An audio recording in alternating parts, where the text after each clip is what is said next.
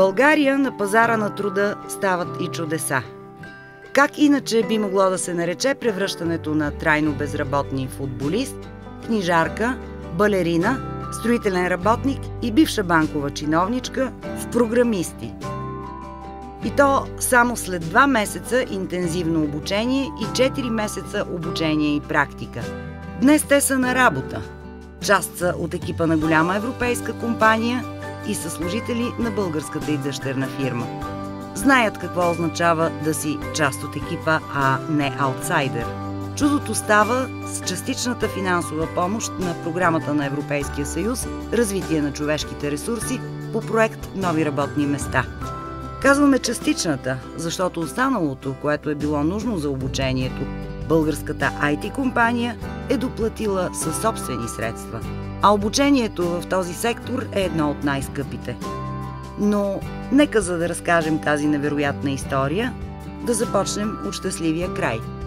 През януари 2015 година 16 младежи от 28-те обучавани получиха сертификатите си от фирмата заедно с назначението на постоянна работа.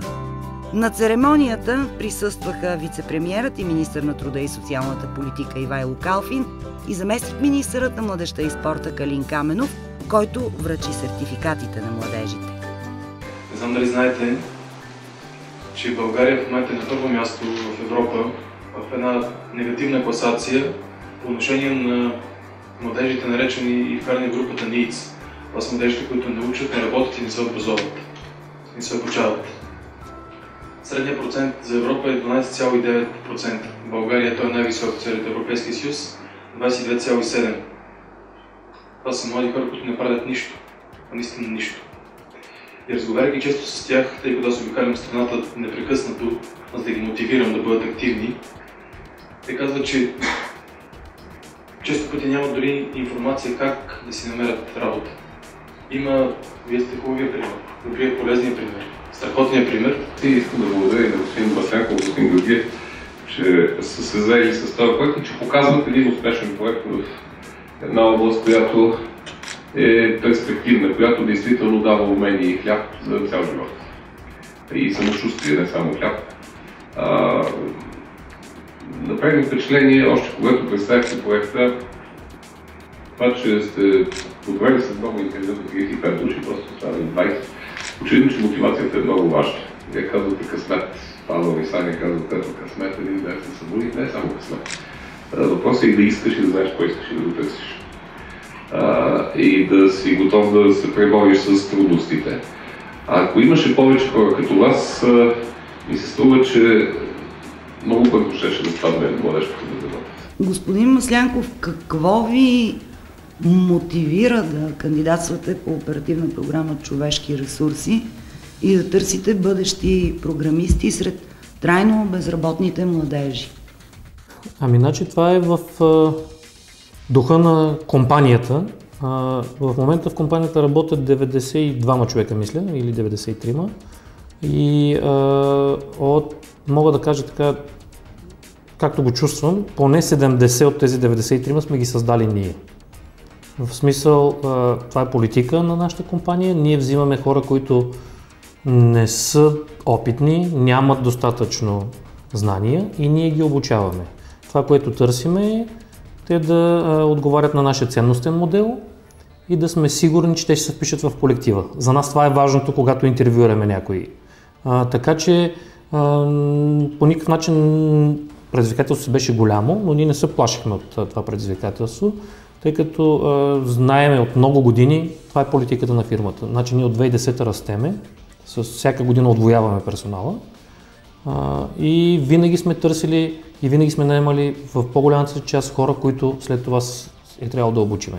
Просто работиме в такава сфера, в която няма готови кадри, които може да вземе. Специалистите, които знаят модула FSPM в SAP, по който основно работим и набираме хора, са няколко стотин в Европа.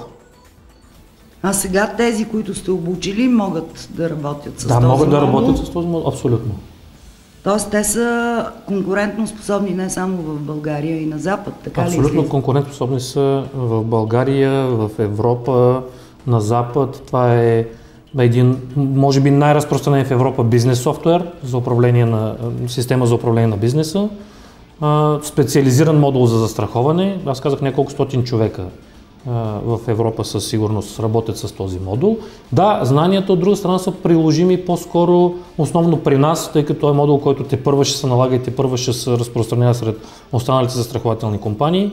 Значи аз знам партньори на SAP, които работят в Корея в момента, в Китай има застрахователни компании, които започват да проявяват интерес към този модул. Така че да, бъдеще за специалисти, които знаят това нещо, със сигурност има. Как се става програмист за 6 месеца? Ами, трудно. Значи трудно. Много е важно човек да знае, че иска да стане програмист и наистина много сериозно да го иска това. Аз мога само да кажа моето мнение, нали, предполагам колегите ще бъдат по-конкретни, но обучението имало едни, които са се обучали над 12 часа. Над 12 часа обучение, изключително интензивно. Значи ние по програмата това, което направихме, 2 месеца беше обучение в класна стая с лектори. Половината от обучението беше с лектори, които не бяха българи, тъй като в България трудно можем да намерим подобни специалисти, които и да проведат обучение, не само да познават модулите. И след това в продължение на 6 месеца, това продължава и след изсичането на проекта, все още колегите имат персонални коучове, които ги обучават и изпълняват заедно с тях част от задачите, просто съвместно. По програмата за обучението сме получили около 17 000 лева. За обучението на тези хора, плюс още няколко човека от фирмата, които се обучаваха, просто използвахме възможността, че така или иначе поръчали сме трейнери да включим колкото се може повече хора вътре. Сме похарчили грубо, ще кажа, около 340 000 лева. Това е само за първите 2 месеца през програмата.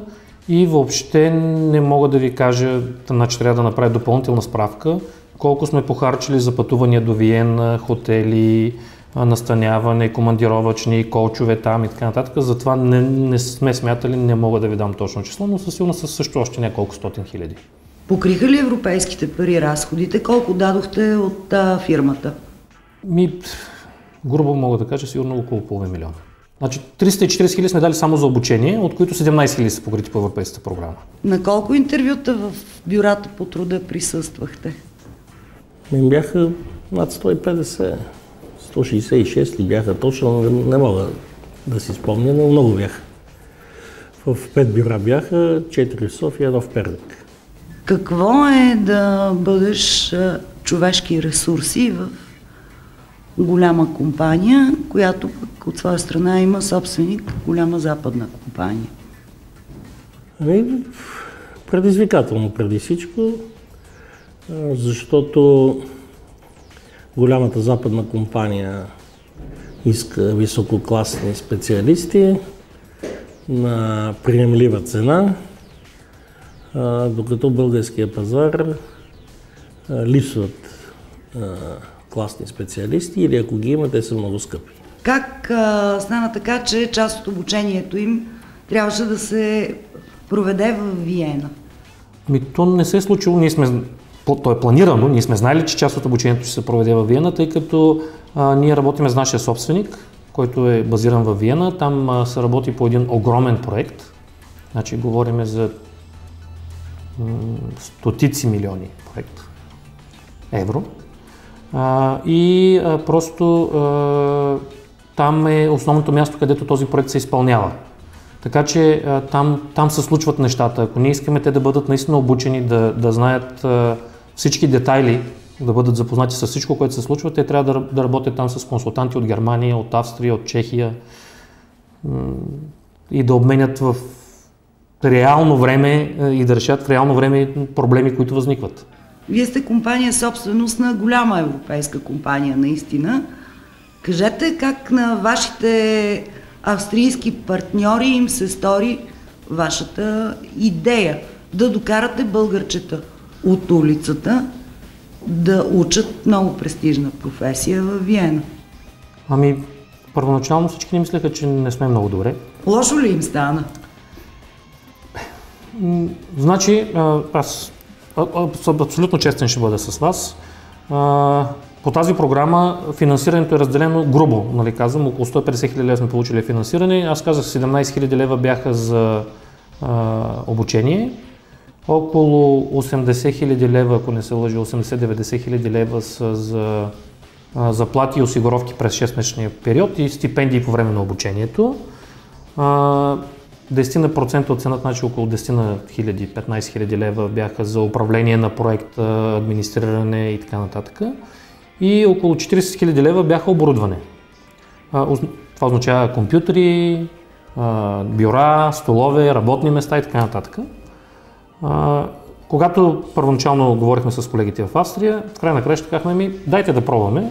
Така или иначе оборудването ще остане, дори и никой да не успее да премине процеса на обучение. Да, ще загубиме време, ще загубиме усилия, няма да струват малко, но в край на краища с 40 хиляди лева, които така или иначе ние ще похарчим за оборудване, ще покрие, да кажем, нашите усилия. Но в последствие с господин Георгиев, след като видяхме какво е положението по бюрата и какви хора можем да срещнем, така бяхме доста оптимистично настроени, че може да се получи доста успешен проект. Дори за нас проектът е изключително успешен. Значи, когато вече видяхме хората, нашите очаквания бяха, че бихме могли в края на обучението, би било добре за нас да имаме 6 или 7 човека, които да оставим. И оставихте в крайна сметка колко? 16. От 20? От 28. 28 стартираха обучението, за 20 беше финансирането по европейския проект. Ние знаехме, че ще има такива, които няма да се справят или ще отпаднат, било то сами или било то поради това, че не им стига достатъчно предварителна подготовка. Все пак хората, които взимахме и които останаха, нека да кажем, повечето от тях са учили или учат в университет. Повечето от тях са имали някакво взимане-даване с информационни технологии, с програмиране и така нататък. Да, има и колеги, които никога не са програмирали през живота си, но пък те полагаха двойно повече усилия от останалите. Поставихме ги пред свършен факт, защото те ми поставиха един план за 50 човека, който по стандартния начин е невъзможно да бъде реализиран. Това ме мотивира, аз и по принцип харесвам европейските програми, защото позволяват да се рискува в неща, което иначе фирмата може би няма да даде съгласие. И затова кандидатствахме в този проект за ново работно място, където безработни младежи ги взехме да ги обучим. Сега те не бяха от улицата съвсем, напротив, те са доста умни и това, което ние търсихме при тях е мотивацията и английски език. Какво ниво английски език? Добро. При нас работният език е английски, затова просто е необходимо да знаете английски добре. Всичко останало се учи. Той както и английски се учи, но всичко друго се учи. Не може да се научи човек да бъде мотивиран. При тези интервюта видяхме хора, които са млади, на 25-6 години и вече са с мислене на пенсионери. Разкажете ни за първите си срещи с тях. Как стана така, че ги отсяхте? Какво впечатление? Аз лично съм интервюрал, може би над 100 интервюта сме провели в бюрата по труда. Какво да ви кажа, в бюрата по труда работят изключително професионалисти, значи ние сме много доволни от работата си с агенцията по заетостта и с бюрата по труда, но работят в условия, които аз, ако съм безработен, бих се потиснал още повече от условията, в които трябва да отида там да се регистрирам или да се подписвам всеки месец и така нататък. Значи ние провеждахме повечето от интервютата в бюрата по труда. Примерно бюрото по труда в Люлин представлява един трафопост с оборудване сигурно, което е поне на 30 години. Ремонт не е правен сигурно поне от 50. Не знам какво е имало в този трафопост, но положението е ужасяващо. Провеждахме интервюта, комисията беше от 3 човека, аз, господин Георгиев и представител на бюрото по труда.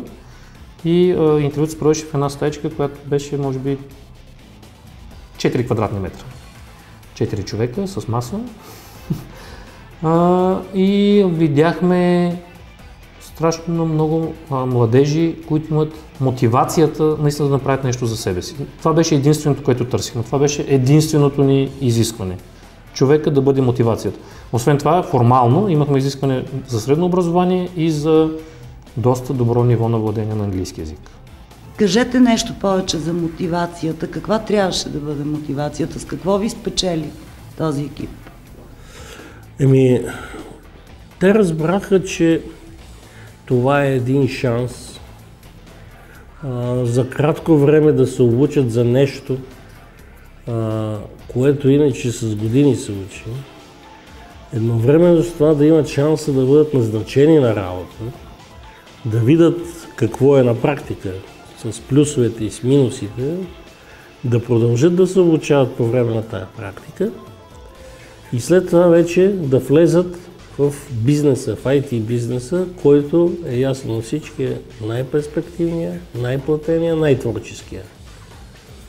Просто това е един шанс и те осъзнаха този шанс и се бориха за него да го хванат и да спечелят. Какво ги питахте по време на интервюто? Най-различни неща. Какво биха направили, ако имат възможност, какво биха работили, ако имат възможност да избират, какво преодоляват, какво са преодолели последните години, на нещо реално, с какво са спечелили. Общо взето това с оглед да видим дали могат да се борят, защото обучението беше много тежко и трудно.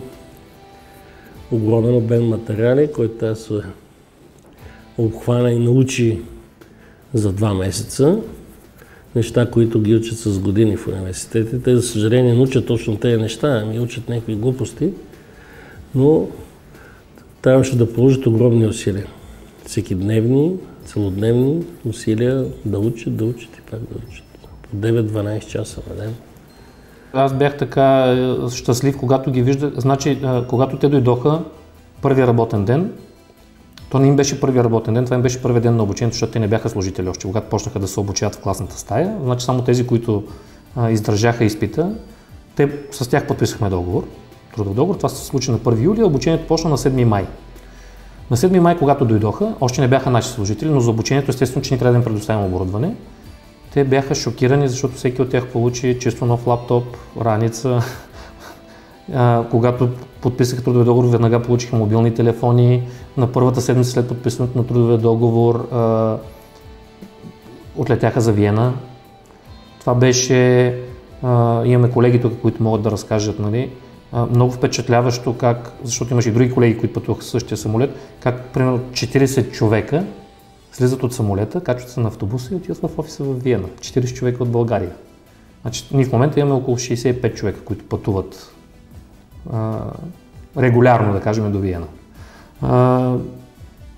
Мисля, че от наша страна направихме всичко, което би трябвало като работодател да направим, да създадем условия. Наехме нов офис. Офисът беше чисто ново ремонтиран. Те влезнаха, той беше специално за тях наед. Първоначално бяха разделени, то е работно помещение, но бяха обособени 2 зали, в които те да си водят обученията и така. Аз лично на 23-4-5 години, ако бях паднал пред такъв работодател, ще се почувствам наистина много добре. Как тръгнаха нещата в обучението? Разкажете ни. Доста беше напрегнато. Просто от първия ден на всички ни беше ясно, че ще е изключително интензивно и изключително трудно. И просто ще трябва да сме максимално концентрирани и да дадем максимално всичко от себе си, за да успеем да завършим програмата и да започнем работа. Кое беше най-трудното? Най-трудното големите и обемисти учебници, които се наложи да изучиме за изключително кратко време. Просто по цял ден от сутрин до вечер се налагаше да четеме непрекъснато.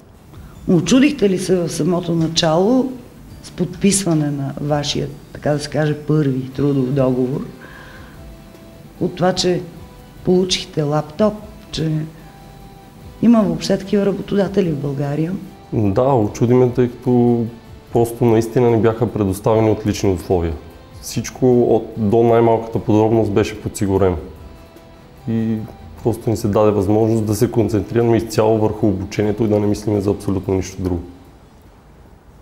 На какво ниво беше английския ви, когато започнахте?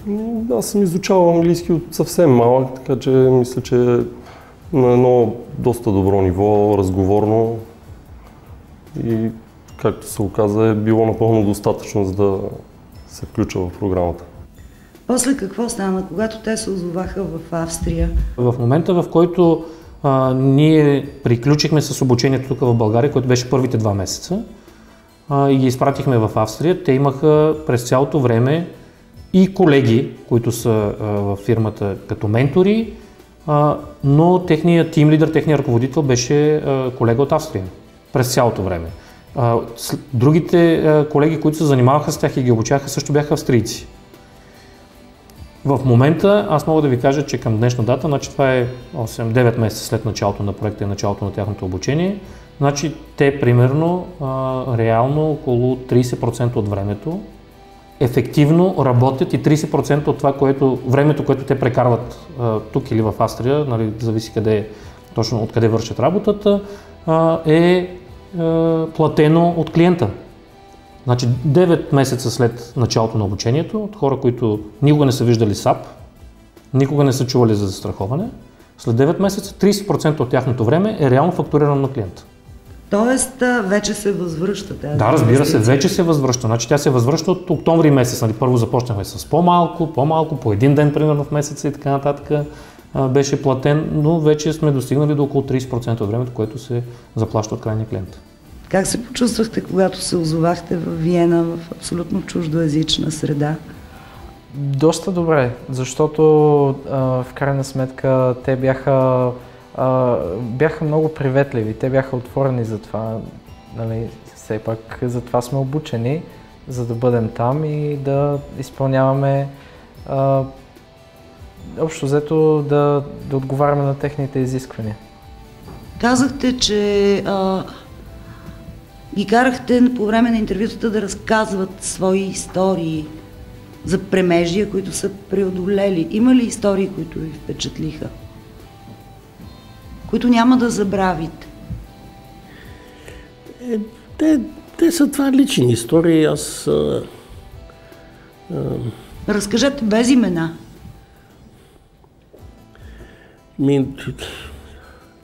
Как да кажа, интересни ми бяха крайностите. Крайностите, примерно, както един колега,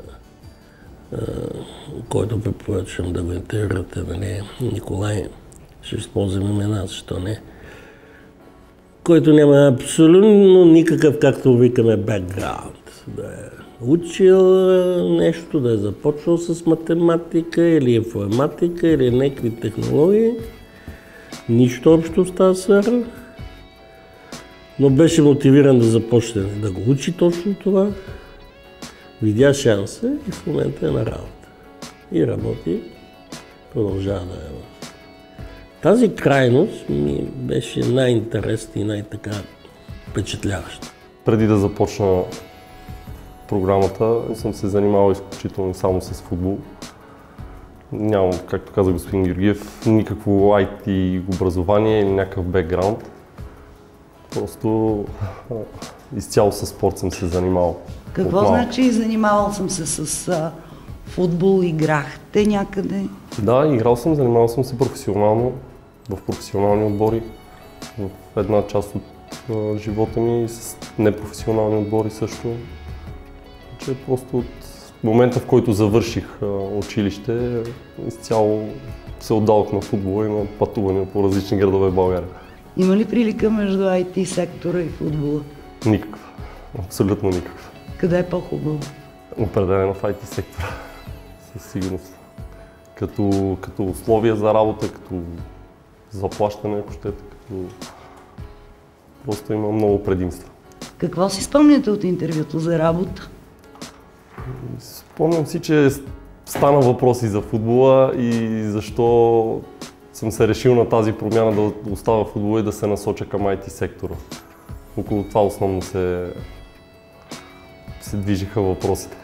Бях безработна, разбира се, но преди това работех в банковата сфера. Нещо съвсем различно от това, което правя в момента. Банковата сфера какво все пак? Бях в отдел необслужвани кредити. Как ви насочиха от бюрото по труда към това интервю за работа? Предложиха ми, казаха ми за тази програма и ми предложиха, тъй като аз имам такова образование, бизнес информатика, и ми предложиха да кандидатствам. И аз реших, че това за мен ще е много голяма възможност за развитие в тази сфера, тъй като нямах опит до тогава в тази сфера и затова реших, че това ще е голям шанс за мен. Страшно ли беше интервюто за работа в сравнение с пребиваването на борсата без работа? Страшно, да. Аз не мога да кажа, че е страшно, но да, притеснявах се, тъй като интервюто беше изцяло на английски.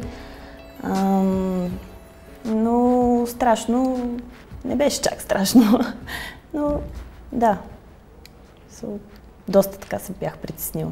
А кое беше най-страшното по време на обучението? По време на обучението? Може би това, че трябваше да изучиме вече, както каза и колегата, доста учебници, така, доста солидни и голямо количество. И самата борба за оставане но като цяло мотивацията ни помогна да се преборим с трудностите и да успеем. Работил съм от строителство до продажби на автомобили втора употреба, охранител, окабеляване, интернет доставчици. Над 10 професии съм сменил. Бил съм извън България за около 4-5 години, работих в Англия и роди ми се син и реших, че трябва да започна нещо, което да има моя перспектива, да мога да се развивам и да отглеждам семейството си в България. Какво работихте в Англия?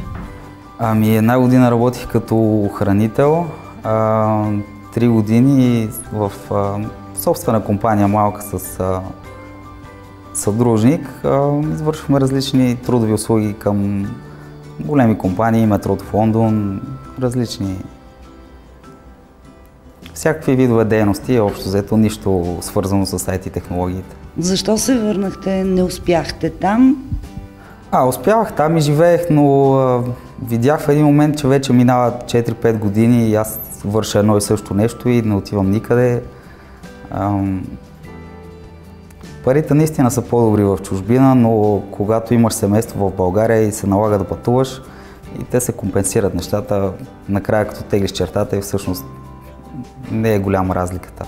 Какво не искате да изживеете пак, свързано с този проект? Не искам да изживея пак разделата с някои хора, които не останаха.